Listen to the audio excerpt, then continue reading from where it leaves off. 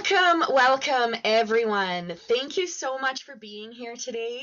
I'm sure there's going to be some more people who join us throughout the session, and I'll continue to admit them, but thank you for being here at the beginning. I'd like to welcome you to Pride Week 2022. It's very exciting to have friends joining us from across the city and beyond. It's very exciting times to have a shared pride like this. It's great to connect differently when we still have such disconnected lives at the moment. I'm looking forward to spring and summer. My name is Jessica Scalzo. I'm the coordinator for the Center for Sexual and Gender Diversity at MacEwan. And one of the best parts of my jobs is I get to hang out at these sessions and work with really wicked cool people like Janine. Before we get started, I think it's appropriate for us to just take a moment and center ourselves where we're at here in Treaty 6. And I think Pride Week is a really important time to reflect on where we are, how we take up space. Treaties are relationship agreements, and they outline the responsibilities we have to each other.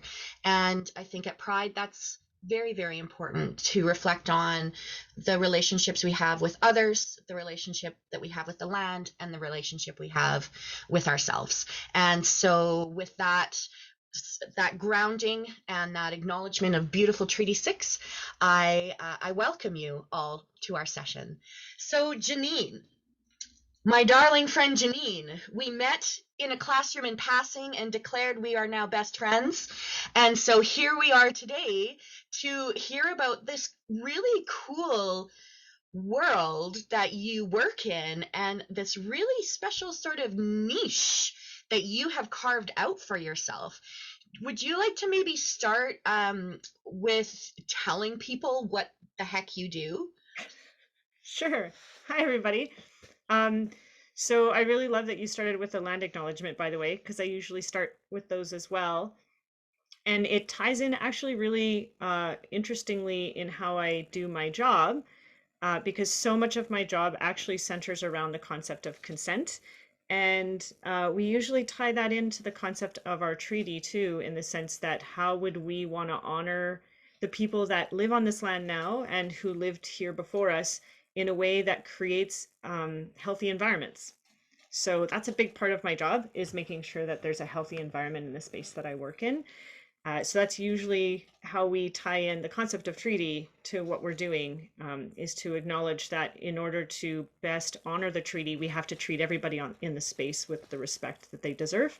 And we also talk a lot about honoring our own ancestors, no matter where we come from, in the work that we're doing. So that's usually how we tie that in. My job, I have a bunch of different titles depending on where I am. So I do teach at MacEwan University in the theater arts program, which is now the BFA musical theater department.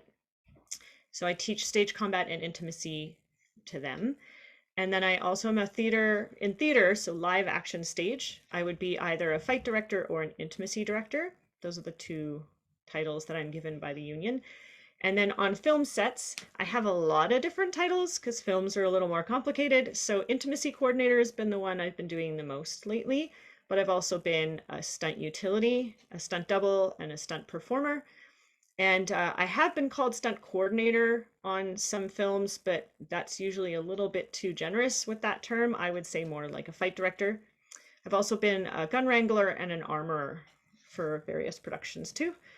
So pretty much if you wanted to cut it down to a very simple idea, if someone is going to perform an act that looks either violent or intimate, I would probably come in and choreograph that for them to make sure that it's done in a way where the actor's boundaries are respected, the character's stories are told in the most truthful way possible, and that the director's vision for the piece is seen as best as possible. And it goes in that order of importance to me. So the actor's boundaries are always the most important aspect.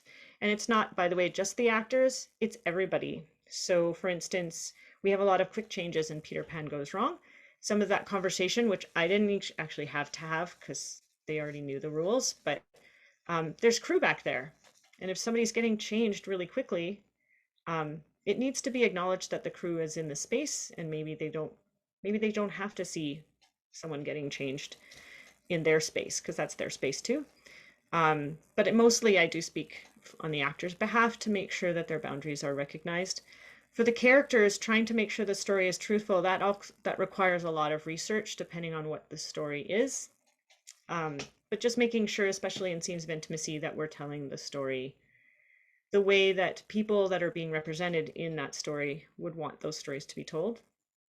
And then the directors have usually a really strong vision about what they want to see on the screen or on the stage. So with those boundaries in mind and with those authenticities in mind, try to give them that story. And almost every director I've ever worked with has been incredibly generous when it comes to that.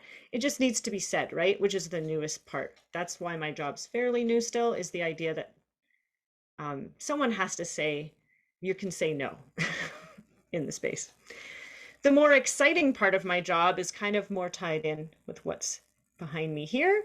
And that's a whole lot of weapons, which is usually when people get excited when I come in the room. I love it. I have a gabillion questions, to be honest, and I'm sure that's hard for an ASL interpreter to sign words that I make up. So thank you to Jody. I think that there are so many approaches that you could take with this kind of work. And I know that your path to arriving at this position has not been typical, because you've really had to forge your own path. Can you talk a little bit about how it is you arrived at today in your work? Sure, I can try. I started out as a dancer. So I was a professional dancer for a while. I started dancing when I was actually 3 years old. I did my first dance performance that wasn't just a dance recital when I was 7. That's when I first performed on screen. And I did some commercials as an actor and that kind of stuff when I was really little, but nothing really substantial. And then when I hit my teen years, I kind of started playing more in the theater industry. I was still dancing full time with the Edmonton School of Ballet and the Edmonton Festival Ballet. And I actually remember the first time I had to do a sex scene. I was 15 years old, and the person in the scene with me was 18. And I remember it because it was so interesting to be 15 and be put in a nude bodysuit, and we put in a bed and said, okay, make it look like sex. And the director just left. And that was how that was done, right? That was the respectful way of handling it at that time. And even just very recently, a director would say, I want to give you privacy so you can have this conversation, and I'll come back and whatever. Yeah. It was, you know what? I was very lucky. The person I was working with was incredibly generous and kind and safe. And we got the story told as best we could, but I had no, it's interesting. We say don't pull from personal experience in the industry of intimacy, but I had none. I had no experience to really draw from to speak of. So that was awkward and weird. And then when I was 17, I was in a student production at my high school, and there was a scene of a sexual assault scene, and I was playing the victim in that scene. And again, the director just said, figure it out. And there was 2 gentlemen in the scene with me, which went fine until closing night. And then the actor playing the character who was supposed to intervene didn't enter on time. And we just sort of kept improvising. And that was a moment I remember thinking, that's not okay. That's not how this should go. So I remember thinking that's around when I decided I wanted to be a director, and I was going to figure out a way to make that better. And then also as a dance teacher, I became a certified dance instructor pretty young. I was 15 years old when I actually went and did the official training and became certified and started teaching dance. And I wouldn't touch my students without asking them first. It was actually a rule I'd set for myself. And that caused a bit of a kerfuffle, because those of us who know the dance industry, that would be very strange for a dance teacher to not touch you without asking. So it's kind of a strange thing to do, but I was just determined not to touch people without asking. So anyway, sort of became known for that. I went off and got married and had 4 children. and still dabbled, but not much because 4 children is a big job. And then 12 years ago, I was cast in a show where I had to hit somebody, and it all felt sort of wrong. The director said, just hit them. I knew that probably wasn't right to just slap somebody in the face as they were singing a song. So I went and found out about an organization called Fight Directors Canada and went and trained with them. And then it just snowballed very, very quickly. I got a job within a couple of months of that training, and that led to another job, and that led to another job. And then I kept doing it. And now I'm certified in 5 different countries in 17 different weapon styles. And I just keep learning because it's really, really fun to do what I do. When I went to do my basic training as a fight director in 2011, less than 30% of the population was non-male identifying in the industry. I noticed that pretty quick. I became a board member for Fight Directors Canada in 2012. I ran nationals along with my colleague in 2014, and I ran it on my own in 2015. And after the 2015 national workshop, our population switched to over 50% non-male identifying, which was a significant jump. And now I see when I go to any of these workshops, it's pretty broadly diverse when it comes to gender identification. It wasn't like that when I started. There's a lot of us that made that happen.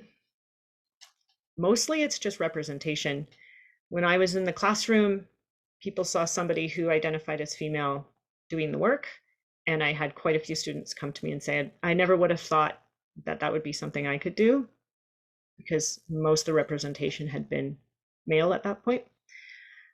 So yeah, that's how I kind of ended up here. I just keep getting work. I'm not gonna lie. I don't know how that, I just keep getting it. So right now I'm working on 4 productions. I've got 3 coming up in pre-production, and then a film coming up in June. And then we're hearing rumors about season 2 of Billy the Kid already, which might eat up my fall. But I've accumulated weapons in a bizarre sort of way. Some of them I've purchased. A lot of them, it's theaters who couldn't afford to hire me and buy weapons for their show.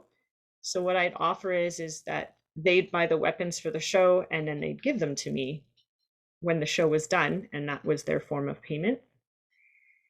So that's how some of these weapons ended up in my possession. Yeah, but I just really love the fact that I get to go into a room where people are kind of nervous and make them feel at ease and let them have fun while doing something. Like how I'm trying to think of another time in your life that you would get to pretend to stab somebody and then people clap. Like it's kind of wild to me. Yeah. I really love working with artists, dancers, actors, singers, because they all are just really excited to pretend to hurt people. Like, and the ones that are nervous are usually because they care so much about the people they're working with, and they just want to make sure everybody's okay. So the idea of this compassionate, consent-centered choreography, which is my little slogan, seems to put them at ease right away, that they're allowed to enjoy themselves. It's okay to have fun. On the intimacy side of things, it's a little different. But yeah, I'm excited to answer some of the questions. Any questions coming up with things to say is interesting to me when I'm not teaching a class. Yeah. What I was just going to suggest is that maybe we open up a little bit, some questions more on the conversational side, and then we can maybe roll into having a look at your armory, and you can show us some badass moves, etc.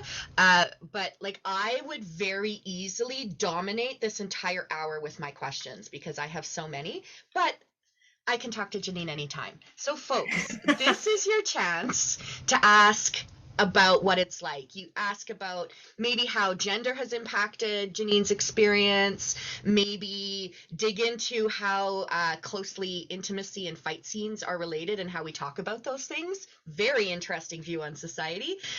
Or just about what are some steps now that Janine has paved the way, how can new folks who are interested in this maybe start on their own journeys. If you don't have your own questions, I'm sure Janine can chew on those. But this is for you. Janine is pretty one of a kind, a trailblazer. So please, she hates compliments too. So pile them on. Let's just make her really uncomfortable. I love you. Yeah, I don't even let students clap. It really, at the end of class, and they, you know how dance students, they like to clap at the end. I'm like, please, that's weird. So yeah, Sadie, I'd love to answer any questions from the group. That'd be great. Welcome, If Sadie. they don't Please come go in, ahead. I'll just start answering yours, Jessica. Sounds good. Hi, I was wondering how you acquire your swords. Like, do you go to small businesses to get them? Is there an industrial area? What a great question. Yeah. So a lot of the times, if a theater, even if theater is going to buy them for the show, I'll direct them to my suppliers. So my number one supplier for swords that are made custom or a little bit heavy duty, and I can bring some of them out since I'm right here. So something like this, for instance. So this is a broadsword, and it's real steel. The only difference between this and a sword you'd actually have seen on a battlefield, say in the 1400s, is that it's dulled so that actors can't hurt themselves as much. I mean, they can still hurt themselves, but I mean, actors could hurt themselves with a chair if they try hard enough, right? So, or don't try at all. So these swords are made by an organization called BKS, which is Baltimore Knife and Sword. And if you Google them, you're going to see they're very popular. They do a lot of the Broadway shows. They're based out of Baltimore, hence the name. And it's the Stagmers. They're amazing. Yes, thank you so much for putting it in there. So if you look up Baltimore Knife and Sword, they do most of my really heavy duty stuff like this. Or if you saw Peter Pan Goes Wrong, Hook's sword was actually made by BKS. And that's this one right here. This is an exact replica. I have 4 of them. The only difference between the one that Andrew McDonald Smith is using on stage right now at the Citadel and this one is that mine has hearts carved into the hilt. The Stagmers are sweeties, and thought that would be a nice little detail for a couple of them. And they actually, you can actually, right? It is adorable. The Stagmers are just lovely, lovely people. Anyway, they actually do have a place you can purchase their weapons down in Calgary, a place called Dark Age Creations.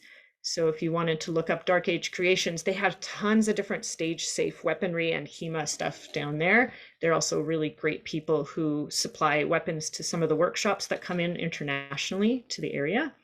Yeah, they're just awesome. They also have really cool like leatherworks, and you can actually buy a whole suit of armor or rent a whole suit of armor from them as well if you thought that would be an interesting thing to do for a birthday party or something. I don't know. Wonderful people down there. Then the one that I use the most for students, this is called a single sword or a saber-hilted epee. This is the most common stage sword you're going to see anywhere in the world. And I can say that with a lot of confidence because I'm certified in a lot of countries in the world in this work, and this is the one we use the most. And this I got from an organization called Rogue Steel that is another American. Do I buy a lot of American weapons? I sure do. I don't know if that needs an explanation why weapons would come from the States instead of Canada. Don't want to make too many, generalizations about certain countries, but we don't have a lot of suppliers of weaponry here in Canada. We do have a couple in Toronto, but I haven't worked with them very much. I've worked mainly with these people because a lot of my training was down in the United States, and that's where I got connected. And they're just really reasonable. So one of these to have one made for you is about, I think it's 120 now American for one of these.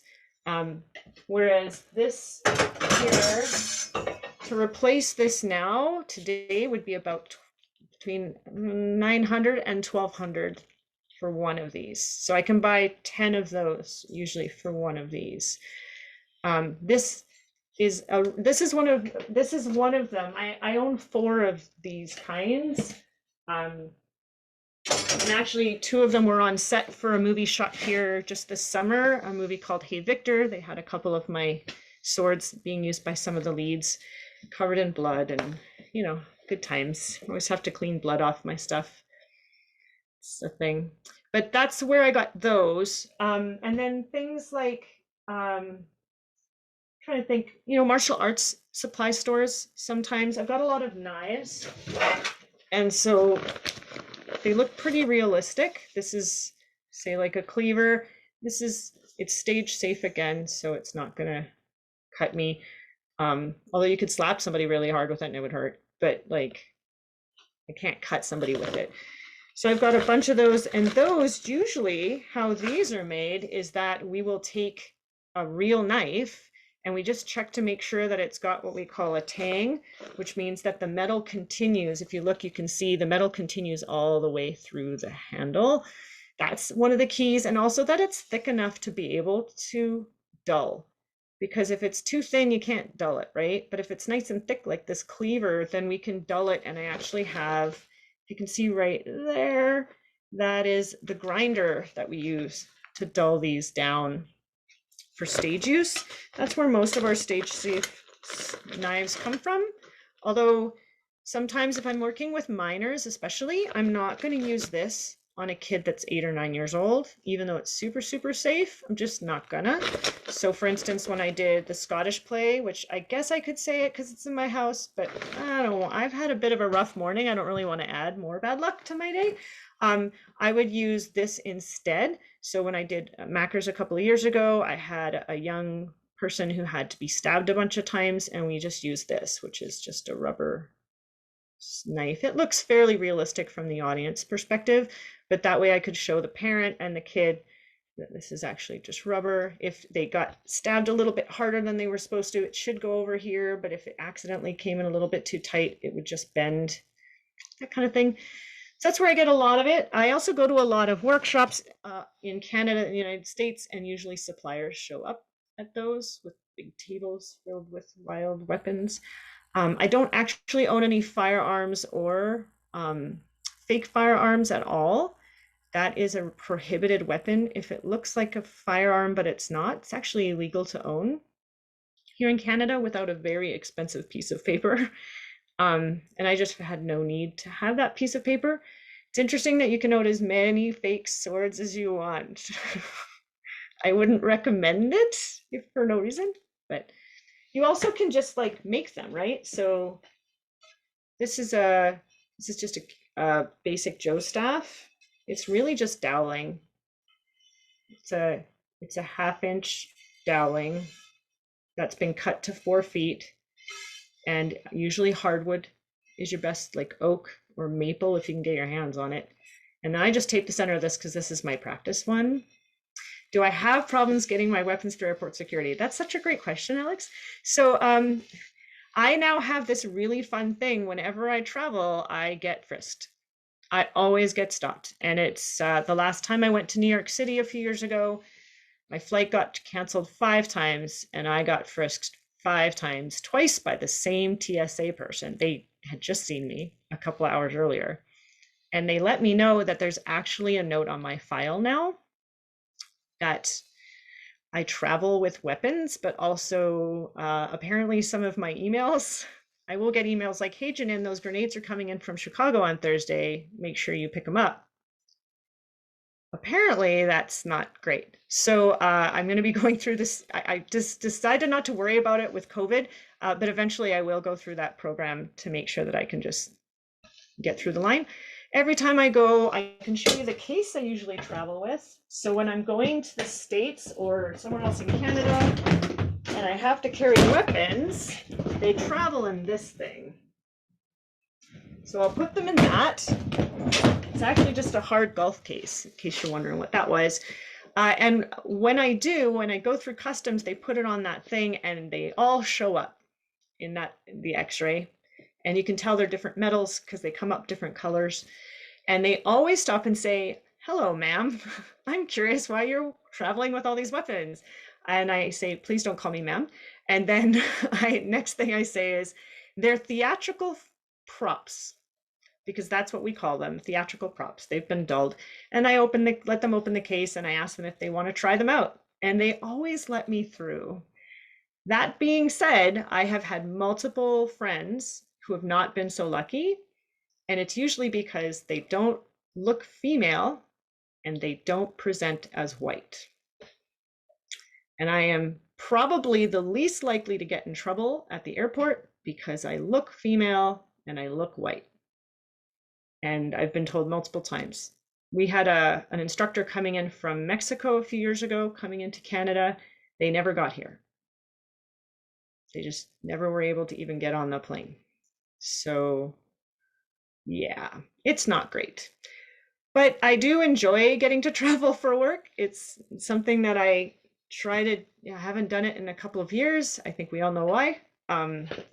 I try not to too, because 4 kids is a lot of people to leave behind. The longest I've ever been away for work is 3 weeks, and it was a very, very long 3 weeks. So they're getting older though. So maybe I'll get to travel more with all this weird stuff. I'm trying to think of anything that's particularly interesting.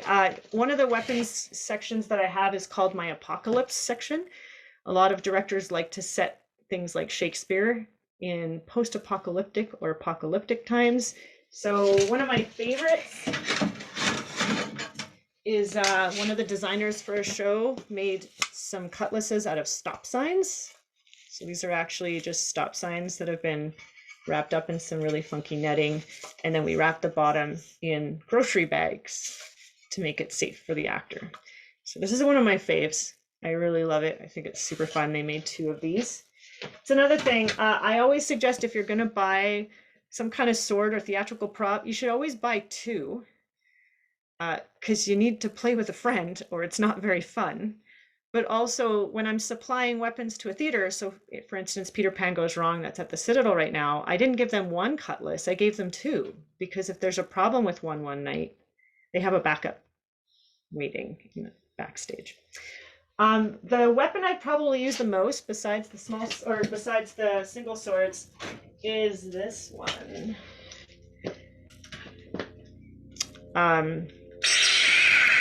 Which is of course a lightsaber. So I got this a few years back because in, I think it was 2013, Edmonton Arts Council contacted me wanting me to start teaching lightsaber classes at Churchill Square. And I did that for 5 years, I think. I taught lightsaber, and it kind of also exploded. I actually went down to Philadelphia and trained in lightsaber. So I'm actually trained in lightsaber. Yeah, it's a thing you can do. So I went down to, yeah, it was a great class. I had a lot of fun there. So I went down to Philly and Chicago, I think, was the 2 places I took lightsaber training. And then when I came back, Edmonton Arts Council had funded with a grant my travel. So they knew in the report, and I think someone very smart over there went, wait, we have a trained lightsaber instructor in our city. And actually the 2 mayors ago declared me a Jedi. So I was the first, I think Edmonton was the first city in the country to have a Jedi on Edmonton payroll. Have I ever done live action role play? Of course I have. I'm also a giant D&D nerd. So I started doing D&D in college at MacEwan, actually, is when I first started doing D&D with a bunch of the theater techs in the old Orange Hub. We'd grab an empty classroom after rehearsals and play. My first character's name was Dawn, and oddly enough, it was a bard. You'd think I would have been a rogue or something, but no. As for weapon rentals, I do rent weapons out. I usually require on the paperwork that a registered fight director is, or stunt coordinator is the one that's using them, just because I want to make sure they're used in the way they were designed to be used. So usually a person has to be certified as some kind of fight director. Photo shoots though is like a little bit of a different thing. I usually just come down with them and stay while they're using them. I do have to tell you, by the way, we do have a program through, because I rent my own weapons myself. I don't have a company name or anything, but as of a year and a half ago, trying to deal with some of the, there's a lot of people that look like me in the industry of fight. So as of a year ago here in Edmonton, if you identify as LGBTQ, or if you're BIPOC, or if you're disabled, I offer a huge discount on rentals as long as the theater is paying them equity rate, even if they're not union. Because something that I noticed is there's not a lot of people that don't look like me in the union. So theaters will hire people who are trying to build their resume, and they'll pay them almost nothing. And then on top of that, they don't have access to weapons unless JP Fournier or I lend them to them. So I just decided to make it official that they would have a 90% discount on rentals if they hired them and paid them correctly. They have to pay them. If they're not paying the artist, then the theater has to pay me full price. Just gonna see what other chatty stuff is going on. Go ahead and answer that question. I have a question. Sure. How do I get actors past the embarrassment and awkwardness of intimacy? That's a great question. I don't. I don't get them past it.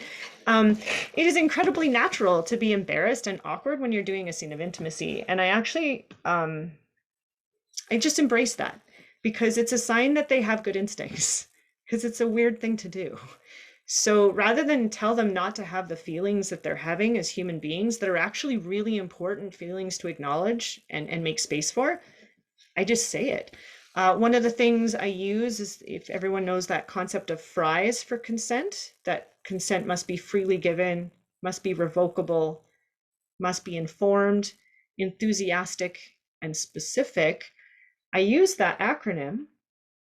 The only one I don't use in that, and I make a very clear point of, is enthusiastic. So in real life scenarios, there should be enthusiastic consent. I think all of us agree. On stage, however, if an actor comes to rehearsal and is really enthusiastic about working on that scene that day, it's a little strange and it can be even more awkward. So, and usually what I say is, like, if they say, "Oh, I'm so excited to do this sex scene with you today," that's not usually the response, and also doesn't make the other people in the room feel particularly safe. What I usually see a lot of, especially the film work I was doing this year, is I'm really excited to work on this scene. That's something I think is really just a very slight difference, but it's a really important one. I'm really excited to get to do this the right way. I hear a lot and it makes me feel good. I'm really excited they brought an intimacy coordinator in. Can I just see. Follow up about that too? Pardon me? Can I ask a follow-up on that as well? Yeah, sure, go ahead. When in the rehearsal do they bring you in? Do the actors already know each other? Are you coming in right at the top when nobody knows anybody? So best case scenario, I'm involved in pre-production. So I'm actually in the team before the show even starts. And more theaters now that I've been working. So I've been a fight director now for 11 years. Officially, that's been my full-time job. And then intimacy, I've been known by that title since 2015. So I was one of the first in the country, but I was doing it before then. We just didn't have an official name. And then Tonya down in the States wrote a thesis on it, which caused a huge stir. And that's when some of my colleagues formalized the concept. So all of a sudden theaters started realizing that's what I was doing, and I did too. And I was talking to Tonya and Alicia and Siobhan Richardson, who started Intimacy Directors International. We talked a lot back in 2015, 16, and still do. They're now Intimacy Directors and Coordinators is their new title of their organization. When I was first starting, people would throw me in there partway through. And still sometimes I'll get an email from a show saying, things are really bad. Can you please come fix this? That's like, I'm happy to do that. But the best case scenario is things like Daryl hired me to do Fiancé at the Citadel at the beginning of this year. I was involved emails a few weeks before rehearsals. I was at the table read, which is really important for me to be at the table read. Those of you who don't know what that is, it's the first day that everybody comes together and the actors read through the entire play. And we sit around a table, hence the table name. We don't do that during COVID now. We're all sitting 2 meters apart and everyone's got masks on. But so for Fiancé, I came in, I've honed my set. I used to need a 3-hour workshop after the table read to get everyone on the same page. But now that I've been doing it for a while, I have a 5-minute little speech that I give after the table read. And all I say to the actors is things like, everything involves consent, not just what you're going to do with your body, but your voice, what you're going to wear, the lighting that's going to hit you when you're wearing it. You have a right to a voice in all of that process. And then they, Daryl usually is wonderful and tells everybody how excited he is to have me there. Citadel has definitely been a huge voice in the safe spaces concepts. So they're creating an environment for systemic change, which is really the whole point to my job, I think, is I want to create systemic change so I can just be a specialized choreographer instead of advocacy, which is a huge part of my job. But yeah, I'm usually there at table read. I give a little blurb. I tell the actors we're going to put in little placeholders where all of the intimacy will live. So for now, you can just make eye contact. Before COVID, it was like a handshake or a hug would live there. I ask them every day before rehearsal, please talk to each other about what parts of your body are available. So we might call it no fly zones. So please don't touch the bikini area if that's what makes them feel happiest to describe it. I usually ask to use anatomy. Please don't touch breast and genital area. We also don't want to assume people's gender based on their presentation. And also you don't want to assume genitalia based on presentation or gender, which has been a huge conversation I've been trying to work on.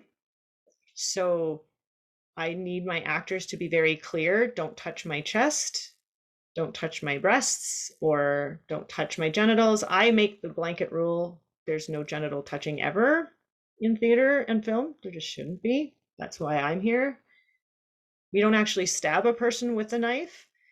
So you're not actually going to touch someone's genitals, even if the character does. And as soon as I say that, you just see the actors kind of calm down. Oh, someone's going to take care of that. Because it's in the back of their head, right? They see the kisses, they see the sex scene. It's back there. It's a little gnome sitting in the back of their head, just gnawing at them. And as soon as I tell them I'm going to take care of it, everybody's super relaxed. It's quite lovely, actually. It's very validating. I've had some actors tell me, one actor told me it was the first time they signed a contract and didn't feel they were signing their right to consent away. And they've been in the industry for 20 some years. That was a very important moment for me, because sometimes I feel like I talk about this all day. So to me, it's like, well, isn't it a no-brainer? You shouldn't touch people without asking them. And then I go in a rehearsal hall and remember, nope, it's still totally normal for people to just grab each other and move people's bodies. So yeah, that's usually where I come in, table read. And then, so for instance, now I was at the table read for Jane Eyre, and I'll be going in on Wednesday because everything needs to be blocked before I come back. The actors need to be off book. If they're holding a book in their hand, it's really hard for them to get the movements. They don't really know their characters yet. The director has a vision, but now they're starting to realize it. So some of the tweaking's already happening. So it makes way more sense to just slot me in near the end. So now they all know where they're going to be standing. They know probably what they're wearing. We know a bit about the lighting. Now it's time to add the choreography that I'll bring in. How do you approach people? Yeah, what a great question. How do I approach PTSD? So I'm not a counselor, but I've done extensive training in things like psychological first aid, trauma-centered care through AHS. I've done my mental health first aid, life experience. But the biggest thing is that things like PTSD get triggered when we lose our ability to self-advocate, right? That's what the number one trigger I find as a professional. If people feel they can't self-advocate, that's not going to be a healthy environment for them. So as soon as they know that they're going to be made space for self-advocacy, that's usually a huge step in the right direction. I definitely have actors who have come to me and said, I'm not okay. And then we change the choreography. One of the things I make sure to do is that if an artist comes to me and says, I always tell them, please contact me by email or by text if something's not going the way you want to and you didn't feel you could voice it, or you didn't realize it till you got home and you had to do 10 times more self-care that night than usual. Because theater should not be adding self-care to your day. The normal self-care you have to do as a human, that's normal. Whatever you're already bringing in to the world of your life, that's a normal amount of self-care. If your job's requiring additional self-care on a consistent basis, that's a flag that probably we're doing something wrong in the environment that we're creating. And so that tells me maybe something needs to change. So if they contact me, late stage capitalism, yeah, just life. So if they tell me they've had to do a bunch of extra self-care since the last time I was there, something we're doing needs to change. I also don't say who. So if someone named Jessica emails me and says, hey, ever since that scene we did 2 days ago, I'm still not cool with what's happening, I'm not going to say I need to come back because Jessica's not okay. I'm going to email stage management and say, I need to come back because the team requires some extra care. I'm not going to name who it was. And then when I come into the space, I'm still not going to make it clear who it was. If they want to, that's fine. But if I'm not going to point them out, because we're way less likely to advocate for ourselves in an environment that's still systemically toxic if we know that we're going to be pointed out for it. Because then we're going to be known as the troublemaker or the high needs person. And that's not true. Usually it's just the environment needs some tweaking. And that's on us as leaders, right? The people who have the power in the room. I do talk about acknowledgement of power dynamic too. Like the idea of consent being freely given. If you're a paid actor in a space, how freely can you give consent to something? And that's what I'm trying to do, is change the environment so they can say, actually, I don't want to wear that. That doesn't cover enough of my legs. I'm working on a scene right now, and it's a scene with the implication to the audience is these two characters have sex, and the artist told me they can't be touched at all on the thigh. That's a challenge. I get excited about these challenges, and I make it clear how grateful I am for the challenge, because as an artist, thank you for giving me something really difficult to do, because that's great. I want to learn how to do that. And then next time I'll be even better at it. So something I coined was the joyful no, because any of you who have done theater, especially improv, it's the yes, let's attitude. We say yes to everything. So I call mine the joyful no. I want to create a place where people can say no and know I'm happy they said no, because that tells me they trust me enough that they know I'm going to take that no seriously and I'm going to do something creative with it, and the show will be better for it. Because Peter Hinton is a director I worked with a few years ago. He's a Governor General award-winning director out of Toronto. And he said years ago, we want to create spaces, we want to create safe spaces where risky choices will be made instead of risky places where only safe choices will be made. And I think that's so important. Can you repeat that phrase? That was really chewy. It's interesting because I had to give a workshop in front of Peter a few years ago, and I was like, do I quote Peter Hinton in front of Peter Hinton? That seems like I'm gonna have to wash my brown nose afterwards. But it's such an essential part of my career. I've been quoting him for over a decade. We want to create safe spaces where risky choices will happen instead of risky places where only safe choices will happen. And actually, an analogy that my colleague Siobhan uses is there's a study done about kids that if they're playing in a playground and there's no fences around the playground, the kids will stay in the center of the playground. But if we put fences around the playground, the kids will use the entire space. So boundaries actually help us to be risk takers because we know where the edge is. So if an actor knows not to touch another actor's neck, they know everything else is available. And that makes them more likely to touch parts of them in the scene and know they can do it confidently and they don't have to have the back of their head, am I being safe? Power dynamics. Have I ever worked with a director who isn't understanding about actors' boundaries? Absolutely. Absolutely have. What happens with that usually is there's fear. So rather than seeing the director as a problem, I'm seeing the director for who they are and what their experiences may have been. Usually directors are older. So usually older than me, and especially ones that might push back on the concept of consent. They're usually from an older group. I don't want to be ageist. That's just been my experience. And I think that makes a lot of sense based on the culture we were raised on versus the culture that we're trying to create for those coming behind us. And usually what I do is I take the time to listen to them. The last time I had it was a very high profile job. That director was not happy with a lot of people and didn't even want to have me there. But the production company decided I had to be there. And so I met with the actors, they established boundaries. We had a great talk. I knew they had already had training in intimacy, so there was no issue there. The director came and finally talked to me and said how hurt and insulted they were that I was in the space. And I heard that and I listened to it. Yeah, if you've been doing this right for decades and no one's ever been hurt, it would hurt to have someone come and babysit your work. So I just listened. And you know what? At the end, they brought me back for 5 more episodes and it was great. They needed to feel safe. They were feeling unsafe, right? And usually the pushback from a director comes from them feeling like they are the last word. They take responsibility for everything happening in that room. And they need to also then have the right to have a voice. And I think some of them feel like their voice is being removed. If they don't want the actors to be able to consent to certain movements, like, no, they have to be willing to do that. Usually I say, is it that the actor has to do this or that you need me to tell the story of that?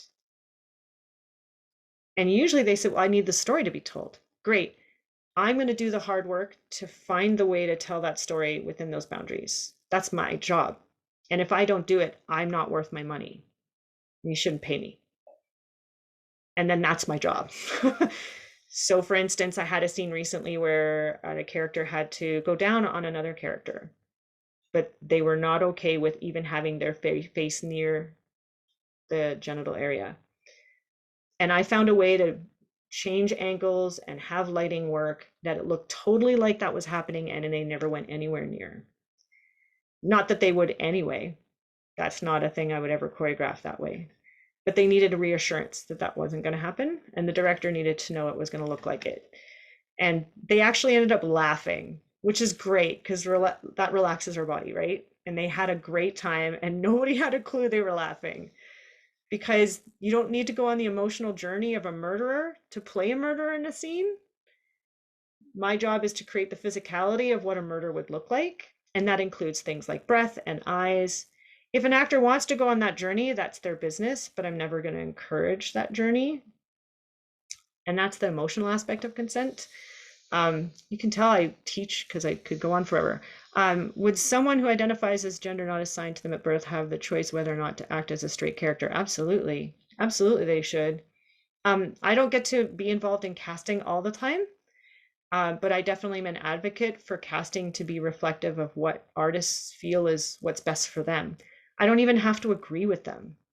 So whether or not I agree that a straight person should play a gay person is fairly irrelevant in my job because I don't cast people, but I can absolutely advocate for proper representation to happen. One of the examples of that that's somewhat related is right now in the intimacy industry, we have something called modesty wear, which is what we put over the genital area to cover it when there's going to be scenes where genital touch is implied, or even just nudity. And I've got some of it here. I'll just take it out of this is my kit for when I'm going on set. This is the small kit. There's a medium and a large kit. This is the small kit. This is my intimacy bag. So in here, this is the self-care kit, things like mouthwash, deodorant, tissues, hair ties, stuff for like self-massage, like tennis balls and stuff live in there. I've got my handy dandy shoes that I slide on because usually when you're on set, you're outside waiting and then you go inside to choreograph, so I'll slip those on. There's a whole story behind why I have pieces of yoga mat in here, but that's for another day. But modesty wear, by the way, now comes in multiple colors. There's like 40 different shades of what we call flesh. When I first started, there was 3, and I bet you can guess what end of the spectrum of this color chart they were on. I had to work so hard to get skin tone, meaning take a picture of the actor and match it, please, not this color. So this is a really good example of 2 different kinds of Modesty wear. I'm just trying to find the other one. So right now, modesty wear, so this is one of them. And this is just what they call a strapless panty. So it's an adhesive underwear for those of us who have internal genitalia. And it literally just goes above the pubic area and then it goes up into the bum and it's got adhesive. So it's like wearing a really big Band-Aid over internal genitalia. And then this is an example of something called, I just call everything modesty wear, but this is for external genitalia, which is the terminology I use for it. It's also called a Houdini. So the external genitalia go in this pocket. There's a little drawstring. It totally reminds me of D&D, like my dice bag. And then this goes over top of the pubic area, the upper pubic area, and it gets glued on with tape usually. But in the industry, most people will call this a hibu and a shibu. First of all, there's a little bit of a cultural appropriation going on with part of that, but also hibu and shimu is assuming that if you have external genitalia, you're a he, and if you have internal genitalia, you're a she. So some of us in the industry are working really hard to get rid of that terminology that's been prevalent for a long time, that just call it modesty wear for internal or external genitalia is kind of what I've been pushing for. I'm always open to hear better ways, by the way, to describe it, but that's what I've been leaning towards. It's a little more wordy, but I'm willing to say 3 or 4 extra syllables to make sure people are better represented. But hey, I'm always willing to hear a better way. It took me 4 years to get guys out of my dialogue. Like I just needed that word to go away. And it's really hard when like a director will keep using it in the background and it just keeps happening. And then my brain wants to kick back in. Folks is just a side note, by the way, I come from rural Manitoba where the word folks is derogatory. It's a derogatory term for people from the country that are uneducated. So when I was growing up, to call me folks was a hurtful term. So I've had to do a revamp of that word in my head. But yeah, so that's one of the ways we're trying to make sure that people who identify as a gender not assigned at birth get the chance to feel right from when they're putting their underwear on, like they're being represented correctly. I feel like there's still so much conversation that has to happen. It's just there's some of us that are forced to be the first ones to have the conversation. Costume people have been doing it for a really long time. They're some of the best advocates on set for artists to be represented correctly. When it comes to casting, as I move into directing more, I'm really hoping to have better dialogues about that, because when I come on, they've already cast people usually, and I just work with what they've given me. That being said, I usually use the character's pronouns when I'm working with artists, not the actor pronouns, because I'm choreographing the scene based on what the character is trying to accomplish.